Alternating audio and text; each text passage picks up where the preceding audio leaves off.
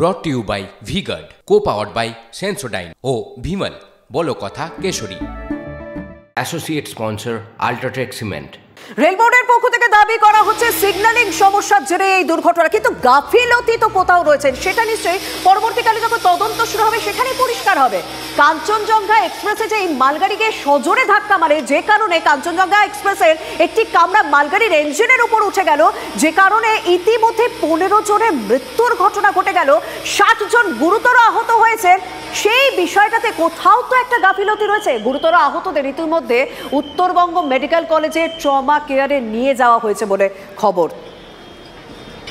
তৎপর surgery, neurosurgery, orthopaedic বিভাগের চিকিৎসক দল, অর্থাৎ উত্তরবঙ্গ মেডিকেল কলেজ ও হাসপাতালের চিকিৎসকরাও তারাও প্রস্তুত, কারণ স্বাভাবিকভাবেই তাদের দোরগোড়ায় এত বড় দুর্ঘটনা, প্রচুর পরিমাণে আহত মানুষ সেখানে যাচ্ছেন। পর্যাপ্ত অ্যাম্বুলেন্স রাখা হয়েছে, গঠন করা হয়েছে স্বাস্থ্যকর্মীর দল। ভয়াবহ রেল দুর্ঘটনা, আরও মৃত্যুর আশঙ্কা রয়েছে। উত্তরবঙ্গ মেডিকেলে গুরুতর আহত অবস্থায় ইতিমধ্যে 39 জনকে ভর্তি করা হয়েছে।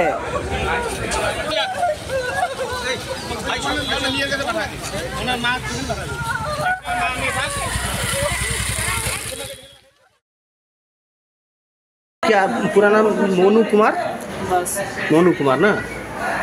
आपका घर का कोई कांटेक्ट नंबर याद नहीं है, मोबाइल नहीं याद। तो आप चाहते हैं कि आपकी परिवार यहाँ पे आए, आपको देखें?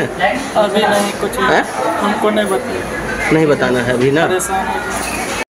ব্রড ডেড ছিল, এবার সেটা সময় বাড়লে বোঝা যাবে। আর আহত অনেকে ভর্তি আছেন, তাদের মধ্যে 4-5 জন সিরিয়াস। কাজেই আমরা সবাই টিম হিসেবে কাজ করছি। আর ব্লাড ব্যাংকে অলরেডি স্টুডেন্টরা, বিভিন্ন স্বেচ্ছাসেবী সংস্থা মিলিয়ে প্রায় 40 ইউনিটের কাছাকাছি ব্লাড অলরেডি ডোনেট হয়ে গেছে, আরও চলছে। পুরো টিম কাজ করছে। স্টাফ আমাদের হেভি ইনজুর্ড আছে, আর একজন এখন বডি আসলো, এটা আমাদের 4জন আছে, মারা গেছে একজন মারা গেছে। আপনাদের ডাক বিভাগে ডাক বগিতে ছিল, ডাক বগি অন ডিউটি কাঞ্চনজঙ্ঘা শিয়ালদা বগি শেষে ছিল, যে মারা গেছে তার মান কি? গার্ড বগির পরেরটাই আমাদের শঙ্কর মোহন দাস, আর বাড়ি কোথায়? কলকাতা, শিয়ালদা। শিয়ালদার স্টাফ ওনারা সবাই এনজিবি থেকে মানে সেকশন ডিউটি নিয়ে যাচ্ছে। উনি রিটায়ার করে আবার চাকরি করছেন। উনি মারা গেছে, উনি 4জন ছিল। হ্যাঁ, এখন যে বডিটা আসলো এটাই। অর্থাৎ ভয়াবহ পরিস্থিতি যে তৈরি হয়েছে, সেই পরিস্থিতি সামাল দেওয়ার জন্য উত্তরবঙ্গ মেডিকেল কলেজ ও হাসপাতালের চিকিৎসকরা তারা রীতিমতো তৈরি, মেডিকেল বোর্ড গঠন করা হয়েছে। আর ইতিমধ্যে 39 জনকে গুরুতর আহত অবস্থায় ভর্তিও করা রয়েছে। কিন্তু যে সমস্ত পরিজনরা এই মুহূর্তে চিন্তায় রয়েছেন, তার আত্মীয়দের সঙ্গে যোগাযোগ করতে পারছে না, কাছের মানুষের সঙ্গে যোগাযোগ করতে পারছেন না, তাদের জন্য কিন্তু হেল্প ডেস্ক খোলা হয়েছে ইতিমধ্যে শিয়ালদা স্টেশনে। পূর্ব রেলের পক্ষ থেকে হেল্প ডেস্ক খোলা হয়েছে। তবে এই মুহূর্তে যে অভিযোগ হচ্ছে, সেই হেল্প ডেস্ক কোনো রকম সাহায্য করতে পারছে না। ফুলবাগানের বাসিন্দার সঙ্গে কথা হয়েছিল TV9 বাংলা। ফুলবাগানের বাসিন্দার অভিযোগ যে হেল্প ডেস্ক কোনো রকম সাহায্য করতে পারছেন না, কারণ তাদের যে আত্মীয় রয়েছেন তিনি কলকাতায় ফিরছিলেন, তার সঙ্গে কোনো রকম যোগাযোগ তারা করতে পারছিলেন না। কিন্তু হেল্প ডেস্কের কাছে গিয়েছিলেন সাহায্যের জন্য, তারাও সাহায্য করতে পারেনি। কি বলছেন, কি অভিযোগ তাদের, একবার শোনা যাক। কোনো খবর পাইনি দাদা, কোনো দিতে পারছে না, কোনো কিছু দিতে পারছে না। ওখানে গেছিলাম, বলছে মানবেন্দ্র, আমাদের কাছে খবর আছে মানবেন্দ্র সিং হসপিটালে নিয়ে গেছে, কিন্তু ওখানকার কিছু আমরা মানে গুগল ঘেটেও কিছু খুঁজে পাচ্ছি না, যোগাযোগ করতে পারছেন না, কিছু পাচ্ছি না দাদা। এখানে কি বলছে? এখানে ওই যে নাম লিস্ট চেক করছে। আমার মামা সার্ভিস করে RMS এ, সেখান থেকে আমরা ফোন করছি, আমরা যোগাযোগ করার চেষ্টা করছি, কিচ্ছু এরা ওখানে পাঠাচ্ছে, এরা এখানে পাঠাচ্ছে। রিজার্ভেশন লিস্ট রয়েছে, কিচ্ছু নেই এদের, কারণ ওনাদের বগি আলাদা হয়, ওনাদের বগিটা পুরোপুরি আলাদা হয়, কর্মী তো পোস্টাল ডিপার্টমেন্টের আলাদা হয়।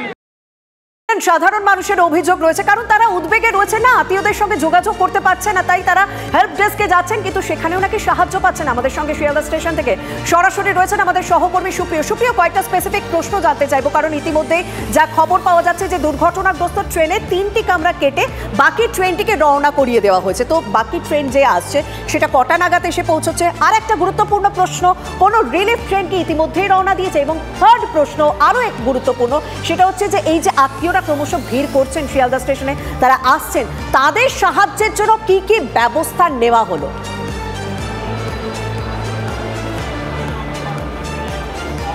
দেখো, ইতিমধ্যে যেটা পূর্ব রেলের তরফ থেকে জানানো হচ্ছে যে শুধুমাত্র শিয়ালদা স্টেশন নয়, মালদা, হাওড়া এ ধরনের বিভিন্ন স্টেশনে পূর্ব রেলের তরফ থেকে হেল্প ডেস্ক খোলা হয়েছে। সেখানে হেল্পলাইন নাম্বার রয়েছে।